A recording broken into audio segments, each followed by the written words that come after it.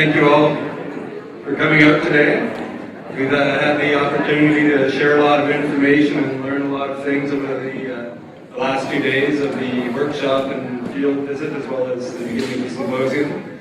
My special lesson is I've learned that my next pair of glasses are going to have to be progressives, or I'm going to have to use a lot larger font to see what I'm trying to read. I'd like to start off by recognizing that we meet to gather and exchange ideas on the territory of the Nanaimo Nation, and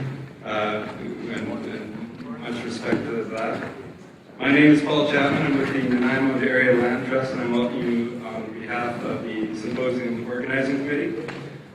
John Finney is the chair of the committee, and somehow I'm the co-chair, although I have to say John has taken on the lion's share of the work there, and that's kind of to my benefit that he's not very good at delegating. And I'd also like to thank the other members of the organizing committee as well. Richard Bowes, who attended most of our meetings over the phone and somehow managed to stay alert and attentive and gave us great input as we went along. Neil Kohler and Nick Leone I'm mentioning together, not only because of their great expertise, but they're also sort of this informal comedy troupe, like Laurel and Hardy, or the two grumpy guys from the Muppets. Peter Law, who's not only given his, the wealth of his experience, shares that with us, but also his knowledge of the local watersheds. And Sylvia Barroso for her considered input. Julie Pisani, who has no time but managed to give us a good fair share of it.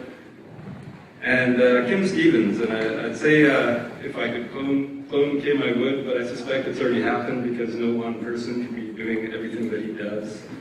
If you ever need anything done, and done well, with a spirit of positivity, Kim is your man. He is an unstoppable force who doesn't seem to believe in immovable objects. I'd also like to take a moment to thank someone not on the committee, but who is integral to the success of many of the meetings, and that's Jenny Webb, Malt's administrative assistant and baker extraordinaire. Thank you for all the good eats during the meetings. Much like an army marches, an organizing committee meets on its stomach, and I have the evidence to prove it. So thank you, Jenny. And I'd also like to thank the people who provided the financial support that allows this symposium to happen and happen at a reasonably affordable price for us. So the Real Estate Foundation of BC, the Pacific Salmon Foundation, Lush Cosmetics, the Regional District of Nanaimo, BC Ministry of Forests, Lands, Natural Resource Operations and Rural Development, Flynn Ward, Fisheries and Oceans Canada, Donald Gray Consultants, Tectonica Management, Mosaic Forest Management, Alder Environmental Services, and the Green Rock Liquor Store. I hope many of you had the opportunity to attend Storm Cunningham's presentation last night about the restorative economy. It's easy to become overwhelmed with a lot of bad news, and a lot of bad news keeps popping up. But Storm's message offered a hope and a way forward, so thank you very much for that, Storm. I'm going to get down to just a few housekeeping things. If you look at the agenda, you'll see that there are breaks, and there will be food and lunch, and these things will all happen, and we will have our opportunities to get up and communicate with each other and enjoy the day. For all of you who were here yesterday, the bathrooms have not been moved. They are in the same place. If you are just joining us today, this room is a center block that's surrounded by a corridor, so you can go out any door and head in any direction, and eventually you'll come to a washroom. But if you want to do it with some efficiency, it's head that way. The name tags. At the end of the day, if you can, it would be much appreciated. There's a bucket by the exit there where you can deposit your name tags. I'd like to also thank the caterers, Spice of Life, for doing a great job thus far. Our sound guy, Dan, and our video guy, Craig, thank you guys very much. And I'm going to turn it over to Richard Bowes.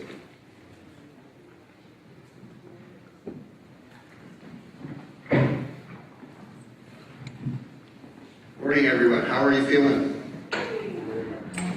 Storm, I got to thank you because I was mentally tired last night, and I found that if I went back to my room and I actually had a couple of beers that were refrigerated, and now I'm really refreshed. Okay, a few announcements. A lot of people have been asking about the material that's going to be made available from all 3 days of our get-together. So you will receive an email from Civic Info, the registration portal, and that email is going to come shortly. And when you receive that email, you'll be notified that all of the presentation material will be up online at the waterbucket.ca website. So that's going to include all the presentations we've seen. It's going to include a link to all of Dave Garrett's slide, case studies, and specific BMP examples that he talked about on the first day. There'll be a lot of the material Bill Derry mentioned in reference to Chris May's work. There'll be that material as well as some of Chris May's leading edge papers and research that the partnership has been given permission to publish as well. So all of that will be posted up online. The email or the video that's being made of the symposium is also going to be made available. That's going to take a little longer before we do the finishing work on that. That'll take maybe about a week or 2 weeks, and you'll get notified with that video up.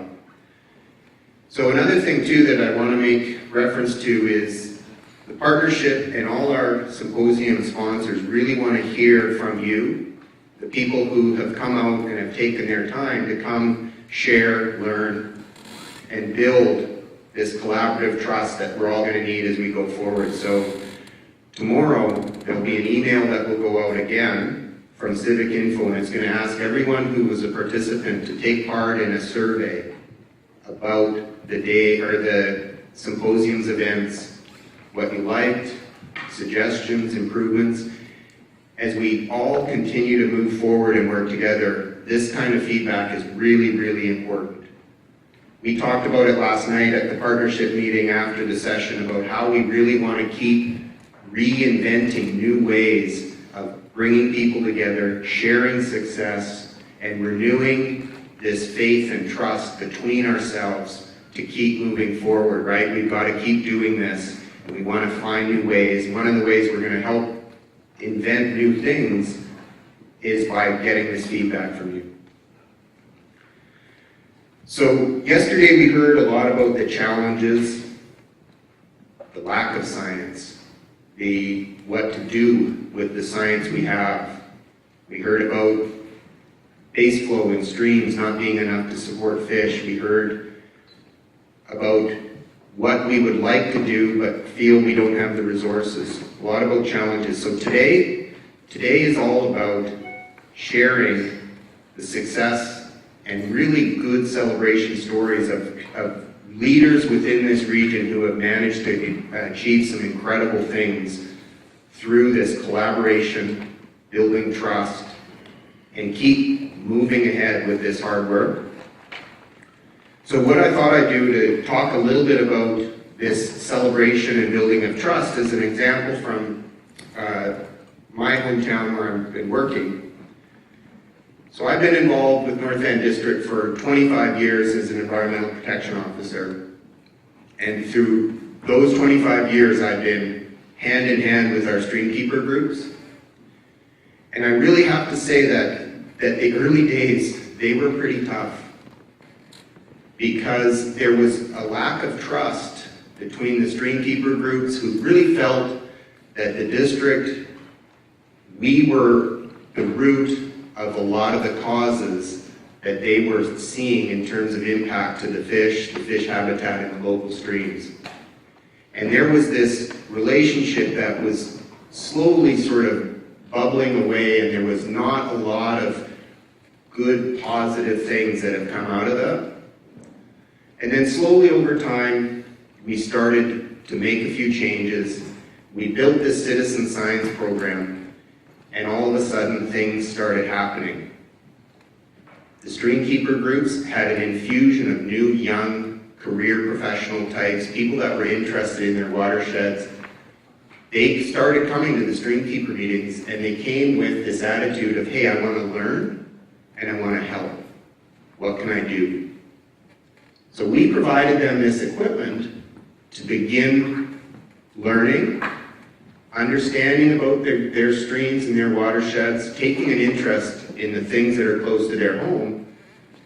We started collecting data that was helping us understand our watersheds, and all of a sudden, we find ourselves now, we are all in that same boat that Storm showed, but it's not tipping anywhere. We're all in the boat, and we're all paddling that oar, and we're all going the same direction.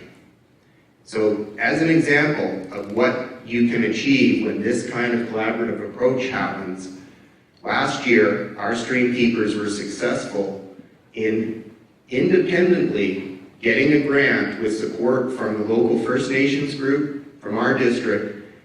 They got $200,000, and they project managed a side channel salmon habitat project all on their own on one of our big river systems in North Van.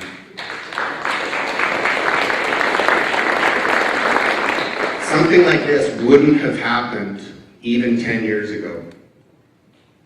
And the reason why it was so important, because this was a problem, this was an ongoing problem where this side channel of this fairly large river was where the young coho were trying to shelter during the winter flows. And they found this little side channel, and it was really perfect, it was beautiful, it was spring fed, but the problem came is that this channel would dry out in the summer and we'd strand these fish. It was the stream keepers that monitored it, documented the fish mortalities each summer, met with us, we want to do something, and all of a sudden this project was born, and they wrote the grant application, and they got the grant application. We supported them with water quality, we supported them with our permitting, we did everything we could to support this project, and it was incredibly successful. Looking ahead, I see Sandy's in the room, Sandy Holland-Canyon, she's our community advisor from DFO. We've had a meeting this year now with the stream keepers, and they are now embarking on almost a $500,000 grant proposal to do restoration work on Mosquito Creek. And I think they've got a pretty good chance of getting this grant in place to go forward. So this is big money. And this is the big money that's being made available for restoration through the efforts of this trust and this collaborative approach between our stakeholder and our steward groups and the local government. So there's lots of things that we can renew, restore, reinvigorate this faith in working together. So it's there and we can do it. And that's what we're going to hear about today. Today is about these success stories, these great projects that have already been done. So what we're going to do next is we're actually going to do a little bit of a planning session. We're going to actually go through and we're going to engage you as our experts. Oh, am I? Okay. Which slide was I supposed to end on? One of these. Okay. This one. You heard from Julie with the Regional District of Nanaimo. So Julie's brought a team of young students out today, and we're going to go through this next little aisle with the project. What we're also going to do is we're going to hear from Kim, who's going to introduce and set the tone for what we're going to do next. Kim?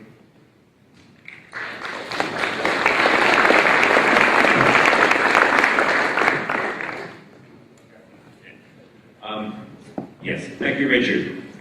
It was a long day yesterday, so we're both tired. No.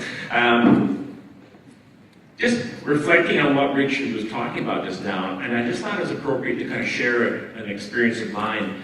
Those words, collaboration and trust, because in 2008, in Metro Vancouver, I was appointed, it's a long name, the Metro Vancouver Liquid Waste Management Reference Panel, a working group by any other name, and a 3-month assignment as a volunteer for all of us, all 10 of us I think it was, became a 2-year commitment to be as the community input to really shape the plan, the vision for not just waste water treatment in the region, but also rainwater management. And respectable watershed, focusing on there is the fact that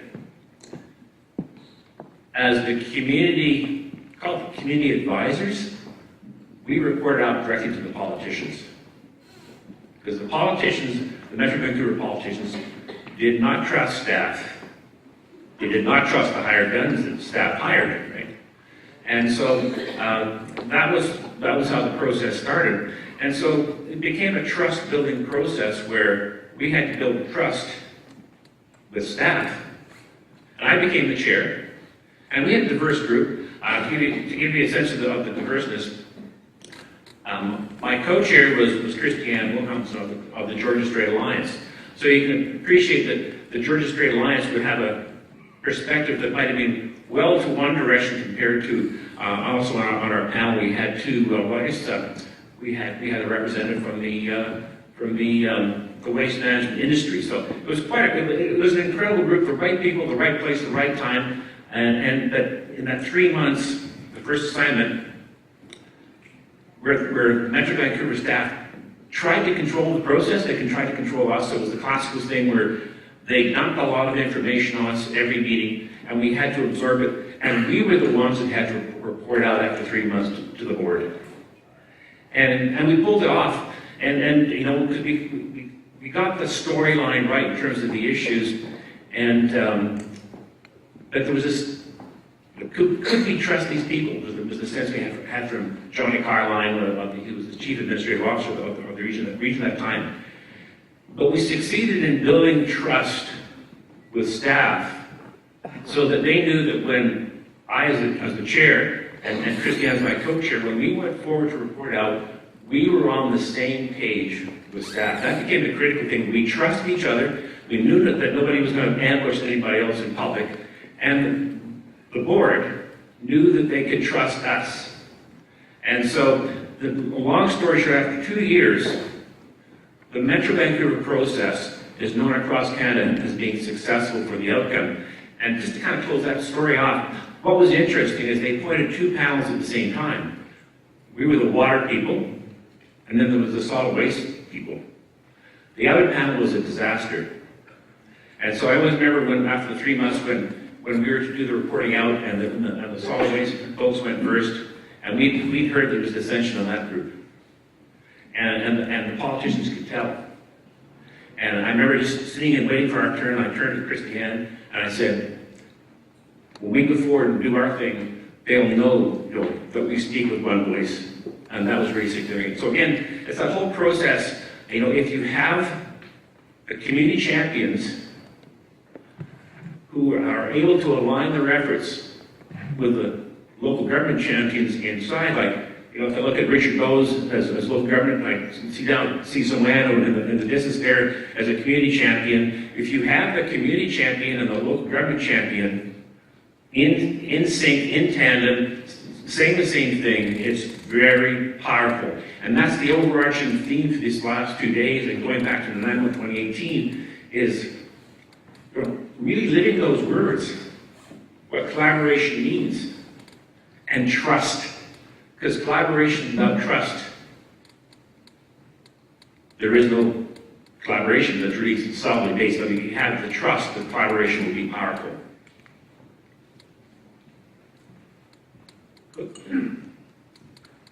I've gone too far. Just to kind of connect it off to what Storm said last night, and I'm glad that I had told Storm that probably 75% of the people who were here yesterday would be attending last night, and that's about how it was. And we did have a number of people who are not registered for the symposium that did come last night. Because you just never know who's going to walk in off the street. But I think in terms of setting the theme for today, this is what I've learned from knowing the Storm for a year now, up to now, by emails and phone calls, and now we're real people, right? But this is a pretty powerful statement on Storm's part, which is decrease our destructive footprint while at the same time increasing our restorative footprint. Just kind of think about that. And those who were here last night, you saw the examples of where it's happening. And another way to look at that is, we have this old saying, the flip side of a problem is an opportunity, right? It's as simple as that, isn't it, Storm? But I like to read this quote because this quotable quote is one of those quotes I caught in one of my phone conversations with Storm, because I was scribbling madly and getting in talking, and when Storm said, "The goal of making the world less worse does not go far enough. Rather, we have it within our power to undo previous damage and make the world better." And you've just got to believe that. And looking at Bill Derry at the back there, yesterday's keynote, we talked about how we felt in the 70s when we were young, right? When we really believed we could change things. And, the way I look at it is, yes, we have our ups and downs, but the trend line is up, right? You've got to look at the trend line. So the process of restoring our planet and revitalizing our communities is becoming a rigorous discipline with the proper education and tools. I mean, that's what we've really been trying to do the last 15, 20 years, is develop the tools and educate. I just want to reflect a bit more, again, on some of what I heard yesterday, and thinking about what Storm said last night, and thinking about a couple of experiences I've had in recent years, to kind of help put things in context for the people here.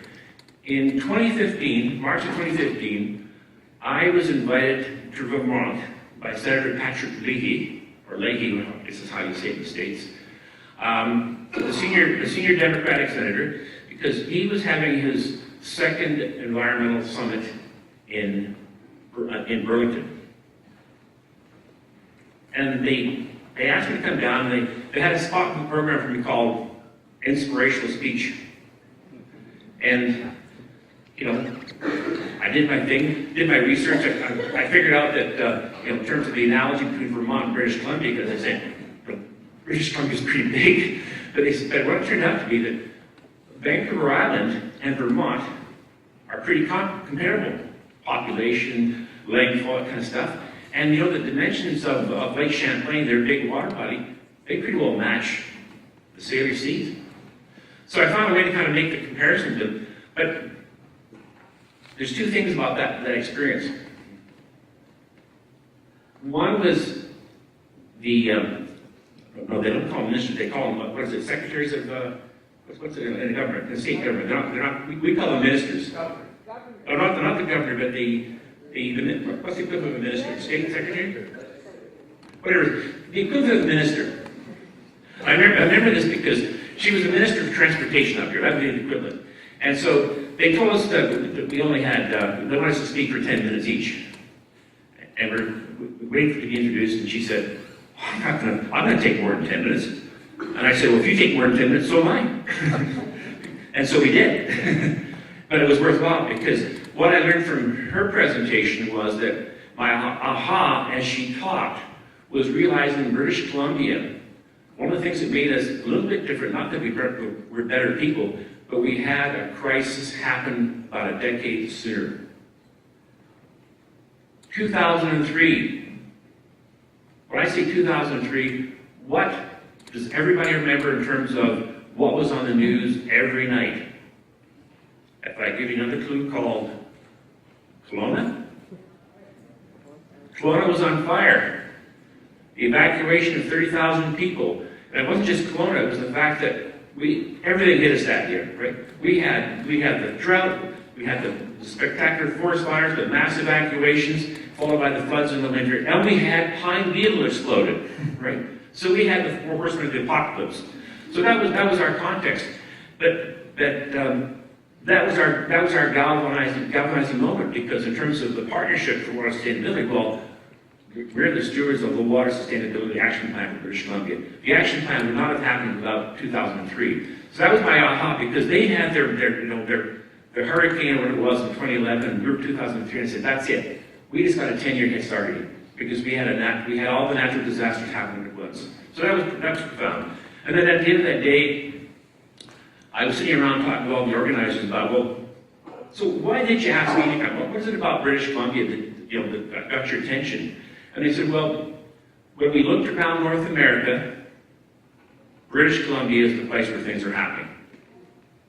that there's something happening in British Columbia, and we wanted to learn firsthand about it. So I think the message there is that sometimes when you're too close to it, you don't appreciate the good work you're doing, but people from outside see it. And I think a big part of maybe how we've helped get the story out is our waterbucket.ca website, because when it was launched in 2005, and it was launched by an announcement from the minister, our mantra was we were going to document our story and record our history as we created it. So I think the people who do their research go there and they start to get the flavor of what's been developing over the last 15 years in British Columbia, and that gives them the insight. So that's the one aspect, one story I'd like to share with you. I have shared with you. I'd also like to reflect on my experience in 2016 doing the keynote in Australia. Because, you're always trying to find that balance in terms of what to tell them about what we're doing, and, everybody thinks we're a rainforest, and I'm going down there and I'm thinking, well, they've just come out of a 7-year drought, and, we're just, we just had our 5-month drought, and thinking, well, 5 months drought's not a big deal when you have a 7-year drought. But what I realized, my aha was, no, when you got a 7-year drought, you've got time to respond. When you're in a drought, whether it's going to be 3 months or 4 months or 5 months, if you make the wrong decision in month 2 or 3, you're in trouble. And that's what happened in 2015. Because, what I say? Because when I said, because in certain jurisdictions, there were people who were now in control of the system, managing a system who had not had the prior experience of managing during a drought. And so there was decisions weren't made fast enough in some cases, and then there was an overreaction. But it all kind of worked out, right? But it was just a reminder that, when you're talking about a 6-month drought, we can't make it through. And if we're three or 4 months into a drought, like when the media phoned me up and said, well, what's the solution? What do you do when you're in a drought? Well, use less water because you're not going to be creating any more water. So that was my aha. In British Columbia, we're very vulnerable because if we have an extreme situation, we don't have the time to get it wrong, right? That was one aspect. The other, now I forgot what my point was. The other part of in terms of the aha in Australia was realizing not just the significance of a short-term for them, drought being big news here, but I forgot what I was going to say. I had it. I'll move on. Part of what I want to say about in terms of just building the connections between the 2 days was, yesterday we tried to introduce you to, we reintroduced you to a whole system way of thinking. We hope that some of that stuck. The key message was refocus or focus on how to reconnect hydrology and ecology. And we can do that through restorative development. One of my themes would be, and having, when you go to lots of redevelopment places around, communities around the world, they look really great, but if they really address the fundamentals underneath of how water gets to the stream, because, you can have a lot of nice looking stuff, but if you haven't addressed the root causes, the problems are going to still be there. So I'm going to introduce some new lingo to you. Value the water balance services provided by nature. Value the water balance services by nature. Keep that thought in mind. I'm going to introduce you to another phrase, the package of ecological services. And I saw Marvin over there somewhere. Where are you, Marvin? I saw you, right? Marvin Comenzo, the town of Comox, coined this term, package of ecological services. You're going to hear a bit more about that later on. Ian Tim Pringle kind of came out with that. As Marvin said, to describe the many advantages the community expects to receive from Aprecia now and in the future. We'll learn more from Marvin. More new lingo. A couple years ago when we had Finn Donnelly on part of our Blue Ecology workshop, so in addition to being a federal member of Parliament, as everybody knows, you do all know that Finn swam the Fraser River twice from top to bottom, don't you? Who does not know that? Oh no, positive question. Does everyone, who knows that Finn Donnelly swam the Fraser from top to bottom? Half the audience? Okay. But that's not what I want to emphasize. It's Finn has said we need to change our language and how, in terms of how we describe things. And so he's the one who actually coined the term creek shed to make this distinction between a river basin, the highest order, a river shed being the river tributary, and then the creek shed. Because the creek shed, by definition, is a small watershed that is local in scale, such that residents can relate to it. Right? It's Shelley Creek, it's not Shelley River, so why do we call it, or Shelley Water? So why call it the Shelley River Shed? It's a Shelley Creek shed. New lingo. Of course, Wally Wells is in the audience with Asset Management BC. You've got Manny Machado, got Tom Gibson's. These are the champions of this kind of thinking. Creek sheds as infrastructure assets. Because in terms of local government, you got to talk the lingo. So if you can reframe things as an infrastructure asset, assets to be protected. So it's, in terms of the whole system water balance lens, watersheds are integrated systems. Isn't that what Sylvia and Neil were talking about yesterday? It's one, and Jill's Wendling, it's one water. We talked just about the three pathways by which rainfall reaches streams. Well, think of each of those pathways as the asset. And those three pathways provide the water balance services. So it's simple language maybe, but there's a huge amount of thinking behind understanding how the system is working. More introduction to new lingo. So very, very busy in a sense graphic, but it's really quite simple. Living Water Smart, BC's water plan, 2008. So it's 11 years now. It was more than a document. As I remember saying to Lynn Krywilken, who was the provincial lead for developing and rolling it out, Living Water Smart is an idea. And I think it's an idea that's transcended governments, because premiers have changed, governments have changed, but we're still driven by Living Water Smart. And the Living Water Smart document is a nice coffee table book, but that's the way you tell the story. And under that umbrella of Living Water Smart, everything we've done since 2008 is being framed under that umbrella of Living Water Smart. And in terms of the language we've been working on, is sustainable creek shed systems through asset management. Because I've been around long enough to know that just having the high-fluting language does not cut it. All of that always does come back to money, so it's a matter of how we redefine money. And I mentioned that yesterday in terms of level of service and all that kind of stuff. And we talked about the twin pillars, the water balance methodology. That was really the key to the guidebook. And Peter Law did bring a copy of the guidebook because he said a number of people have been asking about it. So at our table over there, I have a copy of the guidebook. If anybody wants to wander over and flip it, because in 2002 it was transformational, and it's standing the test of time. And rather than having a static document, we build on it. It's our foundation. Everything we do is building on it, adding depth. But one of the things we've realized in the last couple of years is you've got to distinguish between viewing through the technical lens, that's the water balance methodology in the guidebook, and viewing through a social lens. And you're going to hear more later on from Tim Pringle on the ecological accounting process. And another soundbite to keep in your mind: hydrology is the engine that powers ecological services. Hydrology is the engine that powers ecological services. And did you know that looking through the worth lens leads to a fundamental shift in philosophy regarding how to value natural assets? Well, later on this afternoon with Marvin and the gang from the Comox Valley, you'll learn more about that. And so just to finish with one more quote. Yesterday, Bill Derry used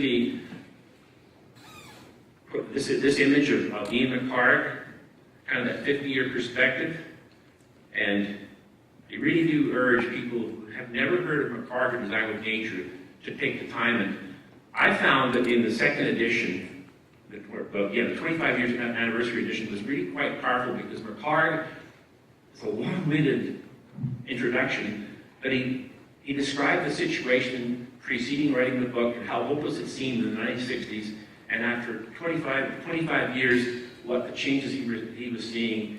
And the very last part of this introduction, he said, the title, Design with Nature, the title contains a gradient of meaning. It can be interpreted as simply descriptive of a planning method, deferential to places and peoples. It can invoke the grand design. It can emphasize the conjunction with, and finally, it can be read as an imperative. Designed with nature. Richard.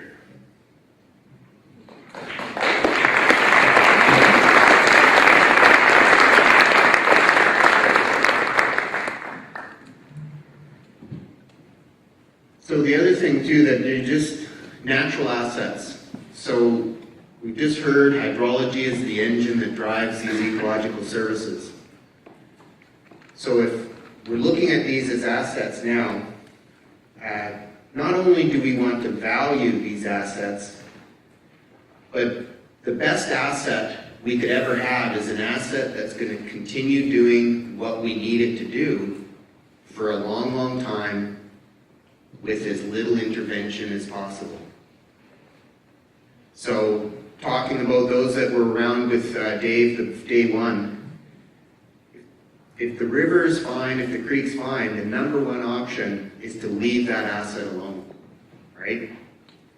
So, in a second, I'm going to bring Julie Pisani up, and she's going to lead us through this next exercise. And I just really want to give a big shout out to the Regional District of Nanaimo for having the faith and the trust in bringing us through this next exercise. This is a pretty bold step for the Regional District of Nanaimo to come forward today and spend the next little while asking you about your ideas and your thoughts to help them do this long-term planning for their watersheds and their drinking water protection. So this is a very important step and a really, I think, a strong sign of faith from that regional district to come out in this venue and say, we're going to listen and we're going to hear what you have to say and we want you to write it down. Julie?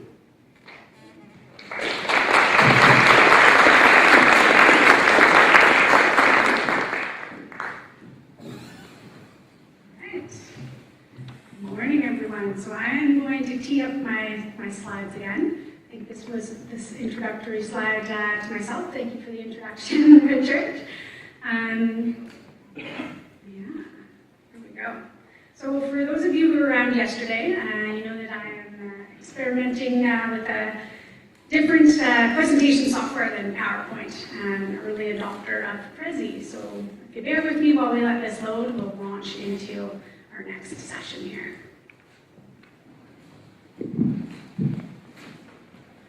Excellent. Okay, so Module A, that's sort of the time space I've been given today. It's about an hour and 15 minutes. And, you know, when asked to speak for an hour and 15, I was like, you know, I could do it. I'm pretty talkative. I kind of enjoy it weirdly. But the main thing that we want to get out of the next module is actually, as Richard mentioned, is hearing from you and actually harvesting ideas, you know, sort of looking at the wealth of understanding and contemplation on these issues that's within this room, and bring that into our really exciting planning process that we're engaged with this year. So what I'm going to do is sort of set the stage. I'm going to introduce our Drinking Water and Watershed Protection Program and service. I'm going to talk a bit about our project this year, like a big focus for us this year amongst our many other projects, which is actually updating our plan, our action plan for drinking water and watershed protection in the region. And then I'm going to segue into the engagement session. And we actually have Vancouver Island University Masters of Community Planning students deployed at the tables here. So welcome, thank you very much for joining us. And they're going to be helping to facilitate once we transition to the engagement session. But I'll walk you through it. I'll give you the sort of play-by-play when we get to that. And then finally, we'll end with how you can stay involved. So today is a bit of a snapshot into the process, but this isn't the only juncture for feedback and ideas and working with this group and beyond on a collaborative strategy for the next 10 years and into the future. So let's dive in. Drinking water and watershed protection.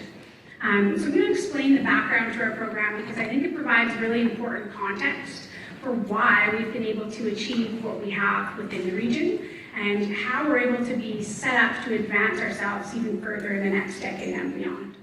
So it really started with leadership and foresight in the early 2000s where a combination of champions on the regional board and community members and various agency and stakeholder groups came together to form a steering committee that was tasked with this idea of let's come up with a plan for action for water. And Anona, thank you, Joe. I did that yesterday too. I'm sorry, folks. But I know the next step here.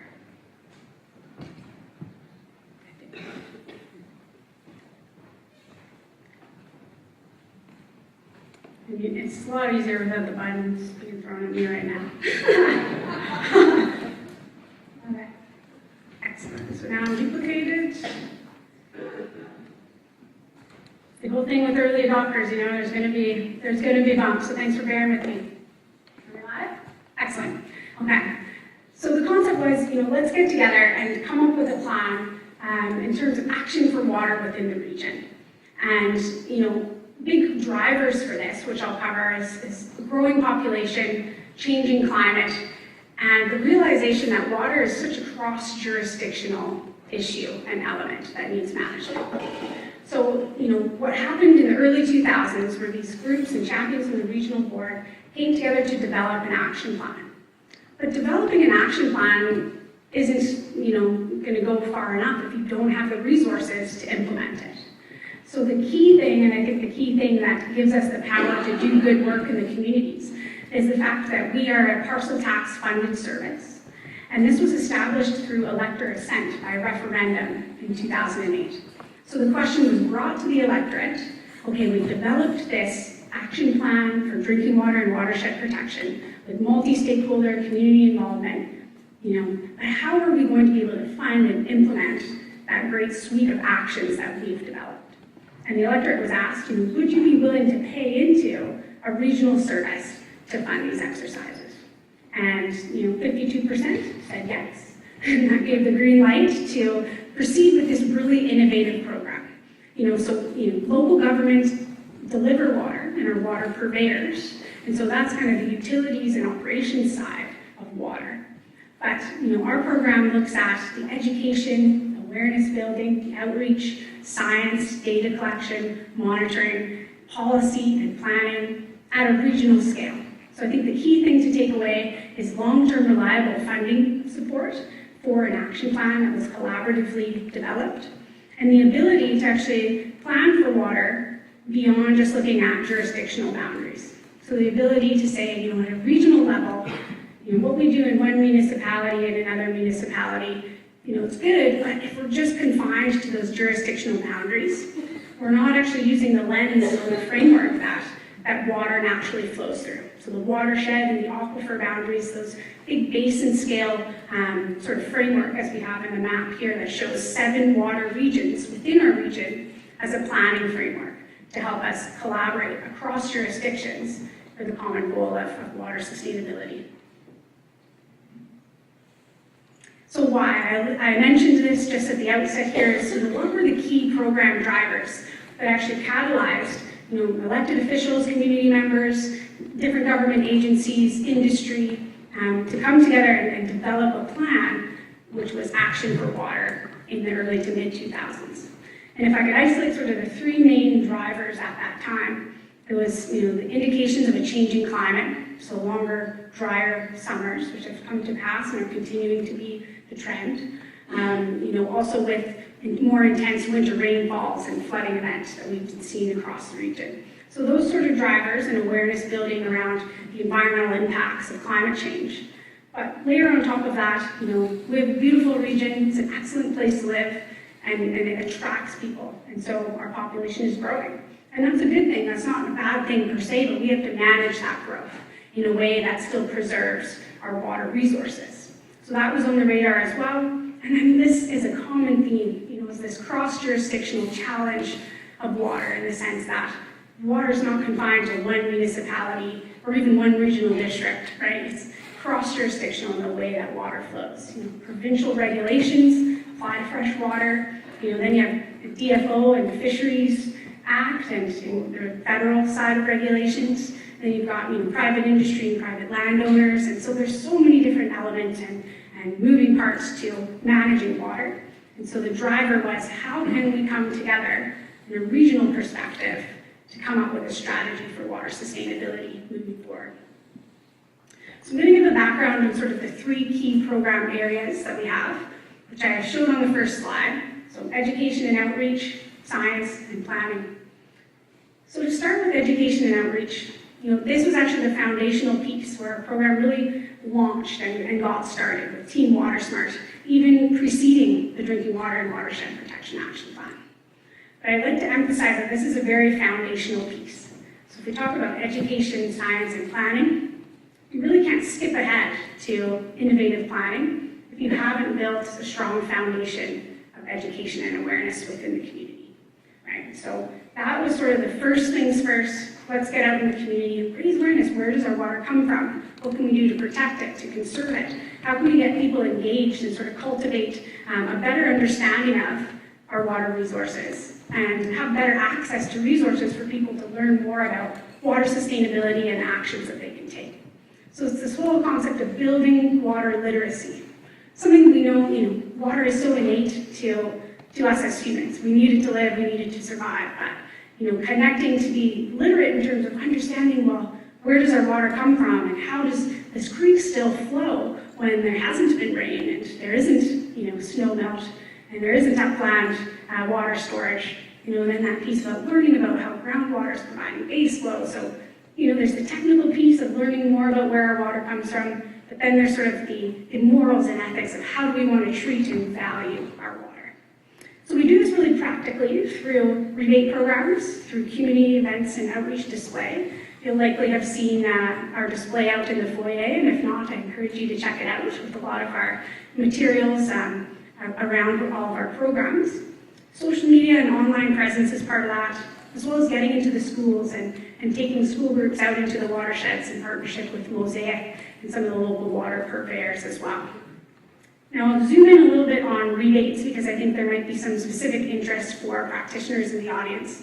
But specifically, it's this balance of you can provide information, but you also need to make things accessible and convenient and address other barriers to action. And so if we look at providing information, that's great, but once we couple that with financial support for folks who are taking action in terms of water protection and water conservation, and we feel that's really helped people engage in the topic. So we do offer rainwater harvesting rebate programs, soil augmentation rebate, irrigation efficiency upgrades, wellhead upgrades, and well water quality testing. I won't get into the details now, but again, our display booth has the information and our friendly staff will be happy to chat with you about that. So education and awareness, science and monitoring. So this is the next program we'll zero in on. And within our action plan, this is the whole mandate around water resource monitoring and inventory. So understanding more about the water resources within our region so we can better manage them. And so this really, we did emphasize engaging the community in this data collection process. So, through citizen science, through partnering with streamkeeper groups, with volunteer well owners who, volunteer their wells for our monitoring as well. Lots of wells. And the key thing around community engagement, but also data storage and making that data available.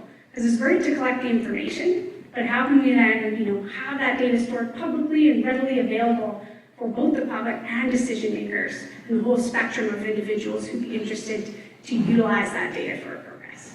And so our partnerships, not only with community groups and stewardship groups, but also with the province.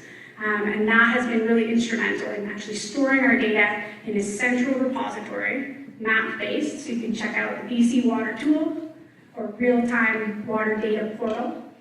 So essentially, we're a third-party data contributor to those provincial portals. And what that does is it enhances the resolution of data available for our region. Because if we left it up to the province, they're at 30,000 feet, they're looking at the entire province of British Columbia.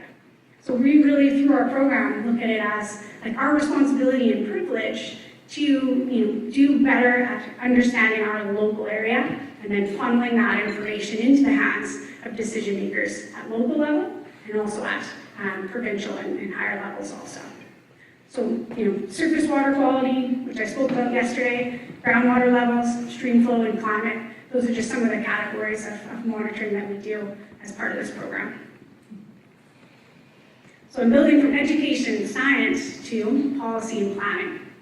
And so this sphere of our program is really focused on, we build that foundation of understanding, we collect the local data, and that positions us to better inform the decisions, again, at the local level and at other jurisdictional levels, because we have that information available. And it considers the natural and hydrological boundaries in water planning, as I mentioned earlier, supporting infrastructure, but also land use decision-making, and the ability to collaborate across jurisdictions with an integrated understanding of local water into policies at multiple levels. So if I was to kind of display it in a visual of how we're building, sort of like with the foundation of outreach, building in the science, moving that into planning processes, then that's sort of been our path to water sustainability. We're still on this path, but this has sort of been the way we visualize the first 10 years of our program. Really the emphasis on outreach and science, and just starting to move into the planning and policy. So last year was the 10th year of implementation of our action plan. And we had a third-party review completed to go over and uncover, what were the accomplishments, let's really itemize these, and also what were some of the challenges and opportunities that need to be addressed in our next operational period. So I'm just going to summarize really quick here our accomplishments in bullet points here. But, we've been able to create and disseminate a wide array of water conservation and sustainability resources.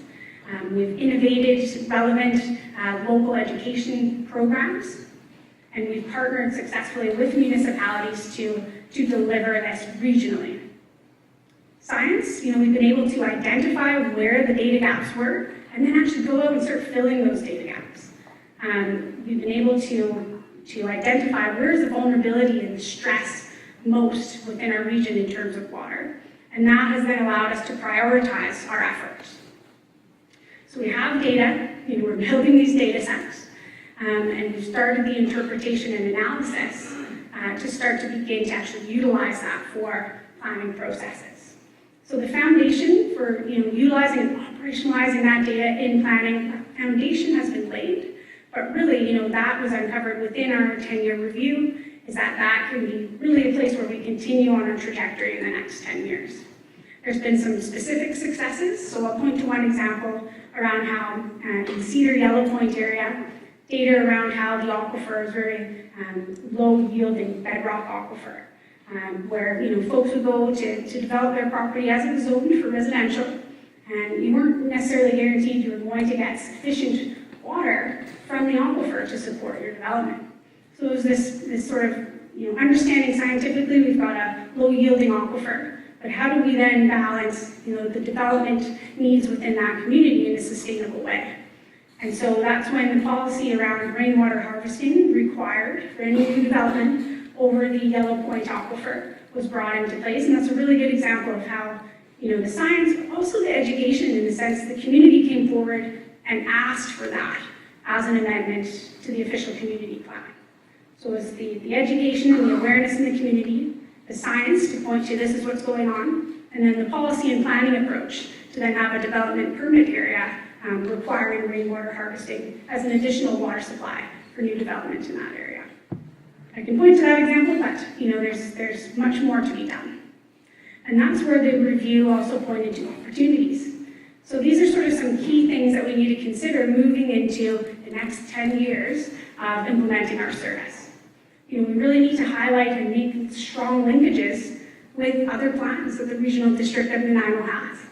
So we have a liquid waste management plan that specifically has a program dedicated to rainwater management. And within that commitment in the liquid waste management plan, it actually, explicitly links it to drinking water and watershed protection. So that actually gives us a regulatory hook, because the liquid waste management plan is a regulatory document by the province that we are to implement, and that links directly into our drinking water and watershed protection program. Now that amendment to the LWWP was in 2015, so later than the initial DWWP action plan.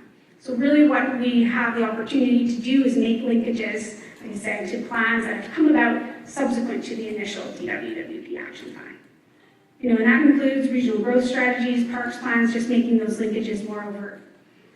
we have the opportunity to also link more directly to the BC Water Sustainability Act, which we heard from Sylvia and Neil yesterday. And there's new tools for local government that we can sort of codify and have an approach within our action plan. Emphasizing climate change action in an integrated way, also something that we must do, given the focus for the strategic plans of our boards and councils, and also just given the nature of what we know about what are the key impacts within our region. How can we emphasize that more within our next plan? And collaboration with First Nations as rights holders, again, is a key thing and a key opportunity that we must advance within our next 10 years.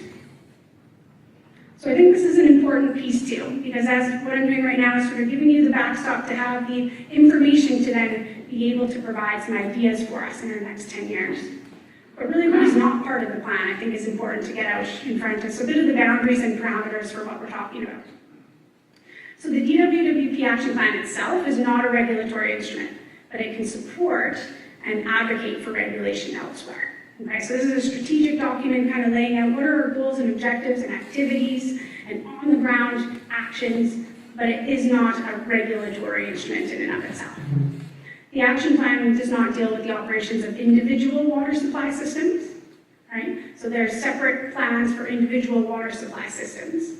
However, our action plan can align with and support strategic priorities about water supply sustainability, water conservation, and protection at the regional level, so provide that regional context. The action plan does not deal directly with land acquisition, but it can point to where sensitive lands are in terms of water protection through monitoring and data analysis to again support other agencies who do have the mandate for land acquisition and protection. The action plan does not make the RDN a single authority or regulator, but the key thing here is that it can orchestrate collaborative partnerships across jurisdictions and authorities. So these things are just really good to keep in mind because we want to have a little bit of a box around what we're talking about, although we want to go out and brainstorm as much as we can. So drinking water watershed protection. Now I'm going to speak about our action plan update. So what are we doing this year as we are updating that 10-year document? So, with the accomplishments and the successes that we've been able to build on in the first 10 years, having the funding to actually staff and implement a lot of the actions outlined in the plan, we're now given the opportunity to reflect on those learnings, capitalize on what we've done, build on it, and look ahead to renew the plan for the next 10 years and further. So I'm going to rattle off the project goal and objectives, our scope and our milestones, so you know sort of the context for the project. And then we're going to launch it over to you for the engagement session. So again, this is the goal around the project. So this year, with our action plan update, our goal is to update the DWWP action plan to reflect current objectives, emerging areas of focus, updated priorities, and required resources for a refreshed program mandate for the next decade and beyond. Key objectives include engaging the board, the public, key stakeholders, and First Nations, ensuring effective linkages related to existing RDN programs and plans, so cross-departmental connections, acknowledging opportunities in the BC Water Sustainability Act, as I mentioned, integrating the learnings from the first decade, so it's not like we're starting with a blank slate, we've got a lot of learnings to integrate and move forward with, and include current understandings and best practices within the updated plan. So this is taken from our project charter. Now the scope of our project this year, first of all, doing engagement, so engaging all the partners, stakeholders, public, and so on. Understanding what elements must be updated, which I touched on, but also reaching out to generate ideas on what could be updated within the plan. What opportunities and strategies can we identify related to water conservation, water protection, land use, infrastructure, partnerships, the reporting structure for our program, community drinking water, and aquatic ecosystem and water needs as well. And so through that sort of what could we do will lead into an actual structured decision-making process on selecting and determining, what will we do? What should we prioritize and move into our plan? And this can be, the goals of the plan, objectives, and then key activities, again, in those categories of education, science, and planning, or broader if we want to. Progress and success indicators is really important, so kind of quantifying how will we know we're on the right track? And then feedback and adaptation mechanisms. So how can we continually adapt the plan as new information comes in? So it's not locked in stone, but it's an adaptive plan that's a living document, as they say. This is for the next 10 years of the delivery of the program. And finally, all that information will coalesce into a draft action plan and an accompanying budget and financial plan. And then that will proceed to the RDN board for adoption.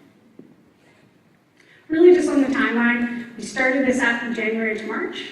Right now in April and May, we're launching into our visioning and idea generation stage. So this is actually one of the first steps in that direction, and there's more sessions we'll be holding throughout the month and into May. And then compiling that information, moving into the decision-making stage, drafting the plan, finalizing, again, with the target to finish in 2019 for implementation in 2020. So this is a key thing too, is well, what's our engagement strategy? How are we going out there to engage on this project? And so of course there's the information piece. So we do have a specific website, a video, we've got a flyer over at our table. In terms of online engagement, we have a portal where folks can actually share ideas, take a survey, and get engaged within the online portal that we're launching this week. And on social media, we'll be promoting it as well. In person, our outreach team will be, obviously they're here today at the symposium, but at markets and festivals and community events throughout the spring and summer to reach out to the public, to take the survey, to share their ideas and engage on developing the next 10 years of our plan. And then facilitated sessions like the one we're going to run today and others we're going to run with our interdepartmental working group, with our technical advisory committee, and with our board steering committee. And all with the principles of engagement in terms of inclusiveness, timeliness, transparency, balance, flexibility, and traceability. So we'll have a one-window portal where all the information will be captured from our engagement sessions and publicly available for folks on our Get Involved page. So today's engagement session. So I'm going to kind of run through this before we launch into this beautiful chaos that it will probably be. But basically I want to turn it over to you. So position sort of, this is where we've come from, this is what we've been able to achieve. This has been the story for the first 10 years. But it's such a ripe time to look at, okay, let's build off of what we've done and hear about ideas and indicators of success for the next decade. And so as I mentioned, VIU Masters of Community Planning students are facilitators at each table. Do you want to raise your hands, guys? Nice. And then also Team WaterSmart staff? Drinking water staff? Yeah, nice, okay, excellent. And so I'm going to walk you through this, but essentially there's two discussion topics. And so we're going to start with, what ideas do you have for what actions and activities could be included within the plan? We're going to open that up for 15 minutes. And there's going to be stickies involved where you're writing your ideas down, and they're going to be posted up on the flip chart papers that'll be stationed at the table. And then there'll be chats for discussion. So, here's my idea, and I'd like to elaborate on it in this way. And then people can, discuss at the tables. Then we're going to move into the next question, which is, what do you see as indicators of success? How will we know we're getting it right? And so examples could be, an indicator of success could be a very technical, these are the flow needs for this creek, and that's how we know if we can quantify it, that's our success. Or it could be more relationship-based, where, I know we're on the right path, I can pick up the phone and call Domenico at Mosaic and discuss forestry and watershed planning. Or it might be, success is when I see rain gardens where appropriate in our communities abundantly, right? So there might be these different visual, technical, or more value-based indicators of success. And we want to hear from you on what you see might be part of that. Recognizing that, I know folks, not everyone here lives in the region, but I still think it's really valuable, the contributions you can give today. So let's have fun with it, no stress, just kind of enjoy that process of sharing ideas. And then at the end, we're going to have a wrap up. So each table will present one, either an idea or an indicator of success, and we'll do a wrap up with everyone to hear from all the tables. So before we jump in, what to consider. So again, hopefully I haven't beaten this to death, but there's so many things, right, that intersect the concept of drinking water and watershed protection. So just what's in the realm of what we're discussing at the tables today, and what could be captured within ideas for the action plan. So think about it in terms of drinking water for our communities. So quantity, quality, groundwater and surface water. Think about it in terms of water for ecosystems. So the quantity, quality, and timing of water within our rivers.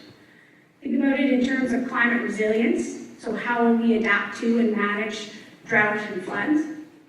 You can also think about it in terms of infrastructure, green infrastructure, which has been a theme, and generally in land use planning terms.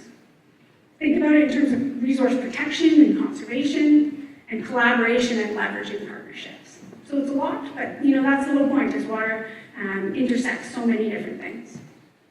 Now, when generating your ideas, again, I encourage you to have a bit of the framework of our three main spheres of the program. So education and outreach, science and data collection, policy planning, and partnerships. So if you have an idea and you can see where it fits into one of those categories, feel free to help your facilitator let them know that. Or it can fit into another category as well. But that gives a bit of a framework for how do we implement, such a big task of water sustainability actions, if you can think in those terms.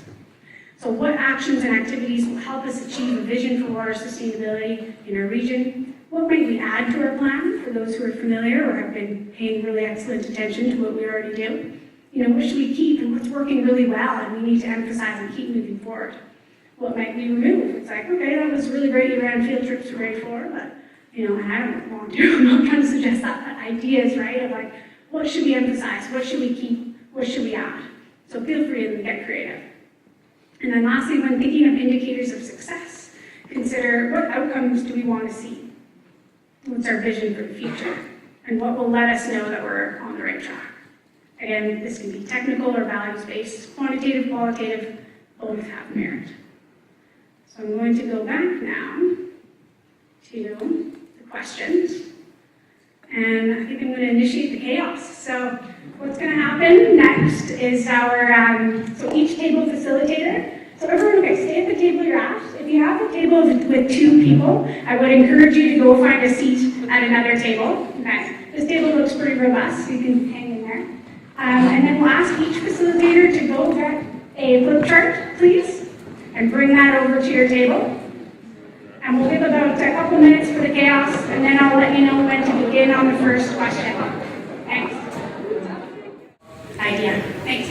Hi, I'm going to keep it real quick and real sweet. So the idea our table would like to present is how does the current plan speak to other areas such as agriculture, fish flow, hydro generation, and also how does it relate to community prosperity?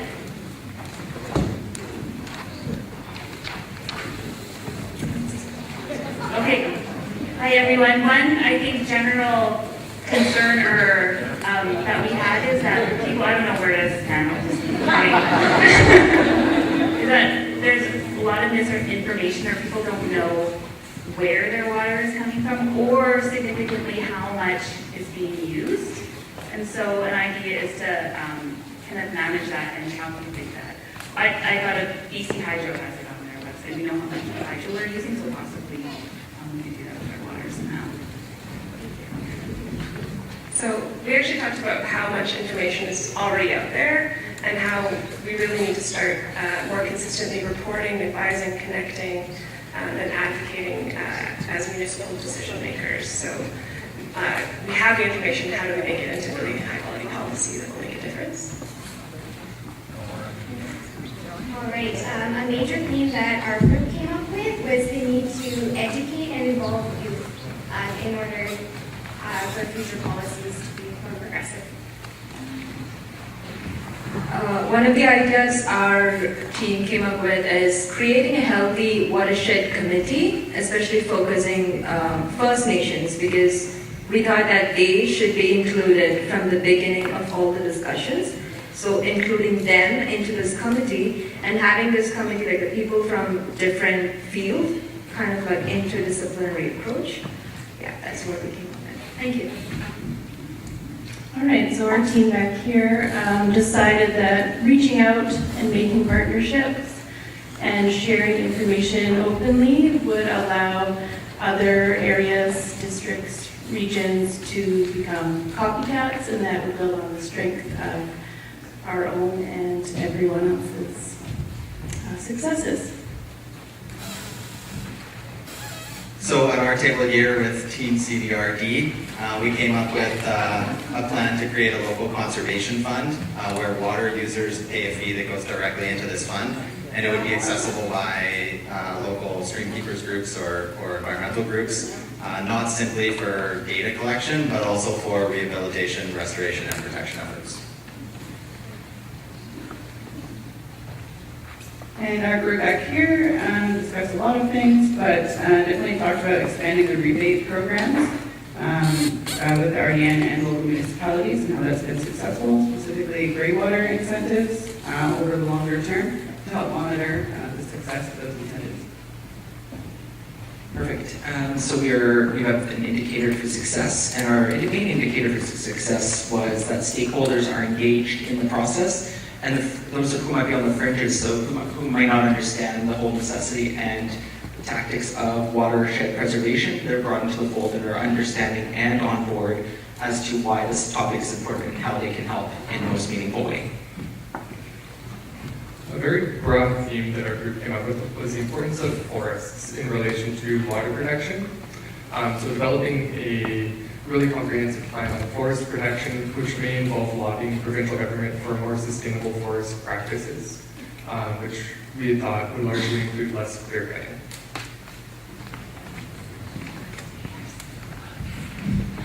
All right, it's hard to pick just one. We had so many great ideas and indicators here, but one of the ones that stuck out were to reduce facility downtime by looking at where facilities are located, specifically looking at flood-prone areas and collecting more stats on the efficiency of facilities. So we had a lot of the same things other people had, but one of the outreach things we came up with was an open line of communication between the recreational community, so boaters, ATVers, hikers, and campers, having an open line of communication between them and the RDN so that there can be education and outreach going towards the rec users, but then also allowing the rec users to provide information that might be useful to the RDN. This is a lot of power. We talked mainly about, in our indicators of success section, about the valuation of natural assets. So being able to put a value on natural assets in partnership with private landowners, and then incorporating that valuation into asset management plans and tools. Our group discussed the possibility of measuring the percentage of precipitation that's infiltrating groundwater instead of being piped. And I would also just like to plug our delegate from Gibson here, Bill. He has an amazing project that he's talked about. That's the Cape Town Challenge. And if you have time to discuss it with him, it's very interesting.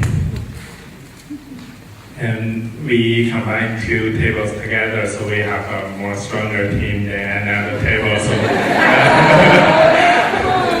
we generate a lot of good ideas of the indicator of success, and some major points is a healthy watershed with improved water quality, and the number of volunteers is also an indicator of how successful we are. Thank you.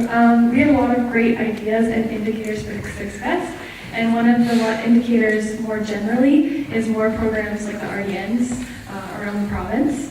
And something that we could look for in the RDN is the restoration of natural systems through increased biodiversity and lots more green rather than gray.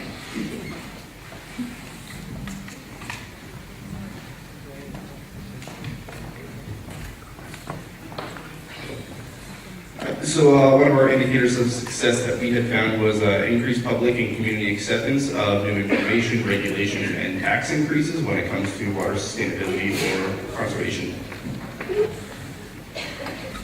Nice, and yeah, we had a great diversity of ideas, but I think one thing that stood out to me was, as an indicator of success, was both kind of the number of people participating in community groups and also the number of those groups, and just covering the entire area. So having groups that are looking at all the streams in the watershed, not just focusing on one thing.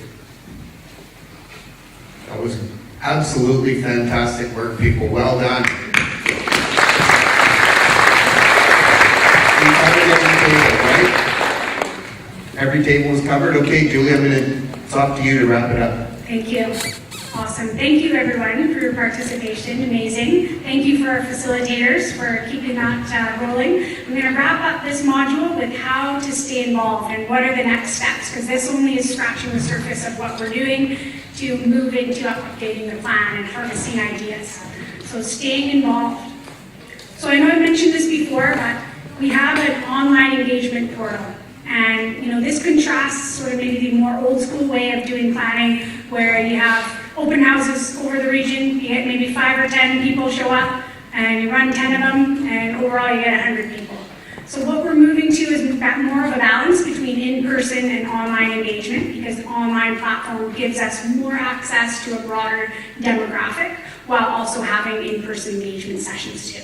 So I encourage you to go to our Get Involved page. I'm going to throw the link up here. That's where actually we're going to be compiling and summarizing the information that was collected today. So the Masters of Community Planning students are going to go back to school and do a little bit of the organization and categorization and sense making of the whole array of ideas and indicators that were shared today. Then that's going to come my way, and we're going to get that up on the website for people to see and to observe. And what we're going to be able to do from that is actually pull in some of the key ideas and indicators into what's called the ideas section on the page, where you can kind of like or vote up. So people can comment, hey, I really like that idea too, I'm going to vote this one up. So that's just another way we can continue with this engagement. If you register for the page, then you will be provided with regular updates on the entire process. We're going to be running more engagement sessions, longer, more in-depth engagement sessions with our interdepartmental working group at the RDM, so parks, planning, emergency services, wastewater services staff, putting our heads together on these same topics and beyond.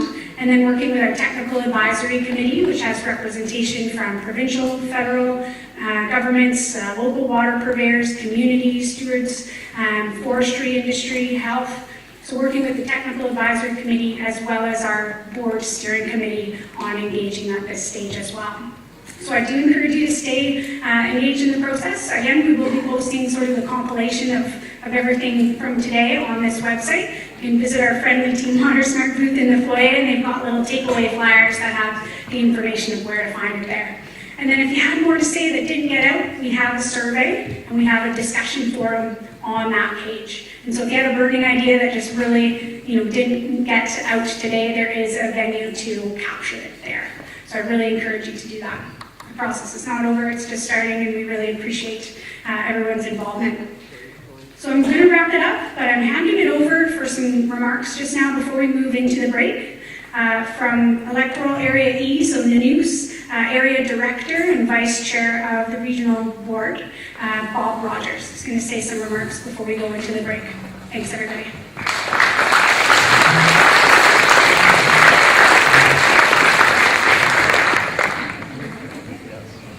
Thanks, everybody, and I want to thank Julie and the organizers just for giving me a chance to say a couple of words. And I think you can all appreciate, and I want to give Julie a really big hand for what she's presented here today and what she's led off. And as Julie referenced, I'm the director for Area 80 News Bay, so I'm very involved within the Arrowsmith Water Services function and also with the ERWS function. But as vice chair of the board and with fellow directors here, and there are at least 3 other RDN directors here, Mayor Krogh from Nanaimo, and Gesselbrecht from Nanaimo, and Don Bonner from Nanaimo. And I want to assure you that the board as a whole is very much behind and supports this action plan review as part of the Drinking Water and Watershed Protection plan as we move forward. Having a 10-year review is something that's important to us, something that we are prepared to fund and so on, and make sure that it can stay active. But I really want to appreciate what Julie has put forward today, the whole water group, her boss, Murray Walters is here today, but also it can't be done without some of the contribution from the other groups. The members of the Technical Advisory Committee and so on have been very helpful and been very information they've had through that committee provide to the board from staff if we didn't get the type of information that we get from that committee and from the work that Murray and Julie's group does, we wouldn't be able to function as a board and make some of the decisions we have to do that allow us to say, okay, we want to fund it.